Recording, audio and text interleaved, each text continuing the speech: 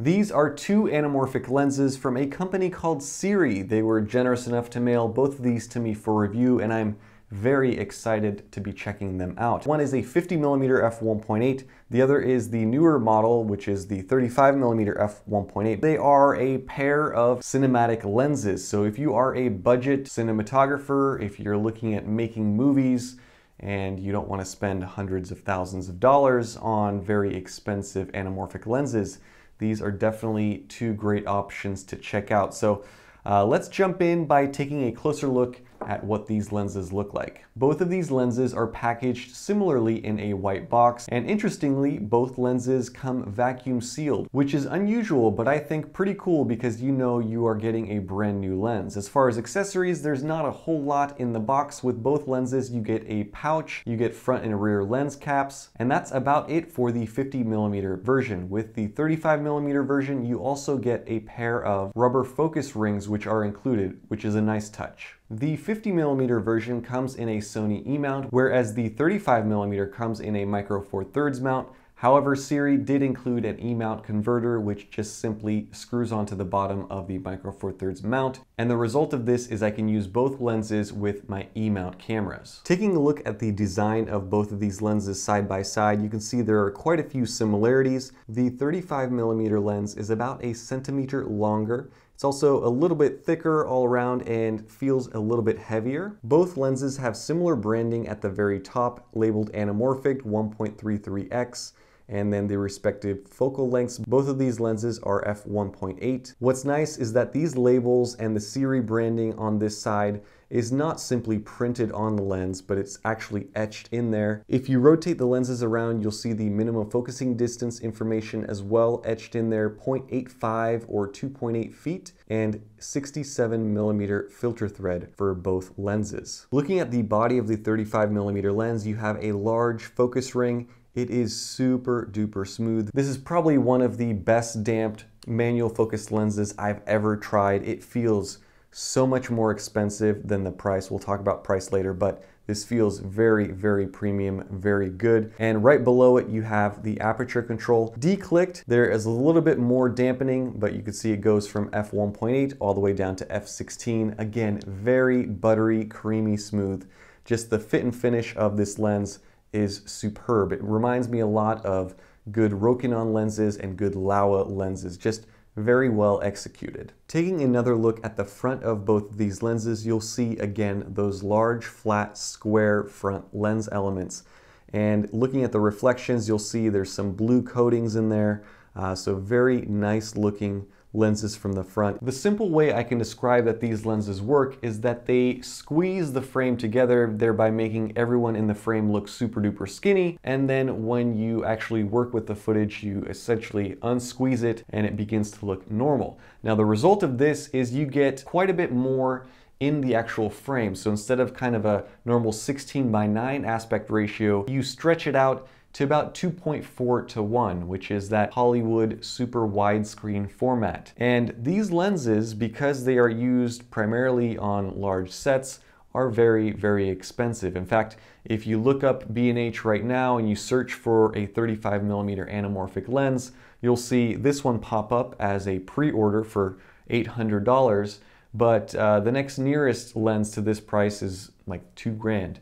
And it goes up from there. There are some lenses that are upwards of almost $50,000 that are 35mm anamorphic lenses. So definitely very, very expensive. When you use an anamorphic lens such as this 35mm, for example, the focal length really isn't a 35mm if you're used to shooting with a 35mm normal circular lens. Because you're getting a wider image, the equivalent of this would be about a 26mm lens with both the top and the bottom cropped in. But I'm not going to get any more technical than that because both of these lenses are anamorphic lenses and because they produce that extra wide field of view without any cropping or messing around with it.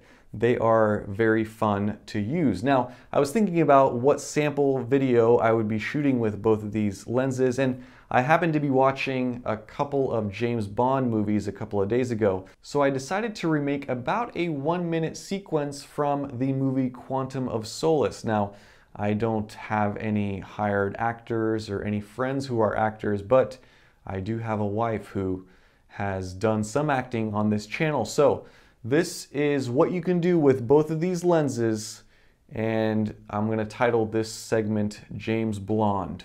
Ready, set, go.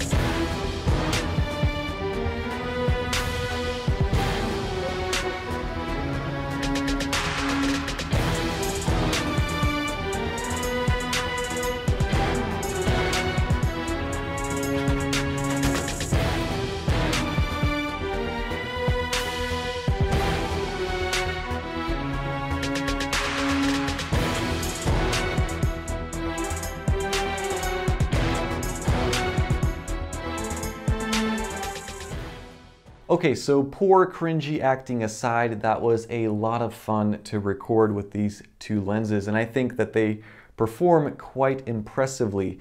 It's super interesting just to see how much the dynamic of editing video changes when you are recording with these. Now, converting the footage is very simple in Adobe Premiere Pro. All you have to do is go up to Edit, Modify, you select 1.33x, that stretches the pixels to the correct ratio, and then all you have to do from there is zoom out to 75%, so that way you get the natural black bars at the top and the bottom. Using these lenses out in the wild was a lot of fun and very easy because of, again, that super smooth focus ring. I did notice on the 50mm, the focus ring is still smooth, but not quite to the level of precision of the 35mm, but it's pretty close. The 35mm, you can tell they're using some very, very tight tolerances, some very good manufacturing and R&D went into this because it is very premium feeling. I mean, if you slapped a Leica sticker on this lens, you could probably get away with it. It feels that good. From a sharpness standpoint, these anamorphic lenses, from what I read, are not designed to be the most sharp lens in your bag. With these two lenses, I would describe their sharpness as good, definitely not up there with the Sigma trio of lenses, but more than enough for a video lens. Chromatic aberration is well controlled with both of these lenses, as is distortion in my opinion. Now, let's talk about why these two lenses are so cool and why they're important. There are primarily three things that people who buy anamorphic lenses are looking for. Number one is what we already talked about. It gives you that super widescreen aspect ratio. You don't have to take a wider shot and crop the top and bottom. You can just shoot the scene as is and get the full pixel readout. Number two, with both of these lenses, you get some pretty crazy cool looking flaring. Now, if you've ever watched movies and paid attention to flares, you'll see that kind of wide horizontal line that's kind of blue. You get that effect with anamorphic lenses, and with both of these lenses you get those nice wide, large, very pronounced flares that are artsy and give you that cinematic look. Now, the third reason is the bokeh. Now, with a normal circular lens you get circular bokeh balls. With an anamorphic lens you get oblong, oval shaped bokeh balls. Now, this is much easier to see on the 50mm version of this lens because the bokeh is a lot larger and it has a shallower depth of field, but you do get a bit of that with the 35mm f1.8 as well. Again, this is just wide open just to give you a side-by-side example of the difference in size from bokeh. As a set of budget anamorphic lenses, and I say budget because, again, it's very, very expensive if you try to go out there and buy fast anamorphic lens, especially something that's f1.8 like this. Right now, the 35mm is actually on Indiegogo for about $650, which is an incredible deal when you compare it to what else is out there. These are lenses and tools that a year ago were only available to those with huge, deep pockets. Now, you can go out and buy one of these anamorphic lenses and create that film look using, you know, your humble A6100 like what I have it on right now. So that is very, very cool. Very premium feeling, excellent lenses. Really, there's very little negative I can say about these lenses. And number one is the focusing distance. Minimum focus distance on these lenses is pretty far. 2.8 feet, 0.8 of a meter means you cannot get too close to your subject and still nail focus. From what I read, that is pretty much the norm with anamorphic lenses. It's hard to find an anamorphic lens that you can focus really close to a subject. And there is a solution you can buy, kind of like a magnifying glass. It's called a diopter, I believe it is. The only other thing that I noticed between these two lenses is that the colors were slightly different, which again probably isn't a huge deal for budget filmmakers because you're probably going to be color correcting all of your files and your footage anyway, but I did want to mention that. Ultimately, between the two, I think I like the 35mm just a touch better because it feels a little bit nicer, feels more premium, a little bit wider, so it's definitely more usable in tighter situations.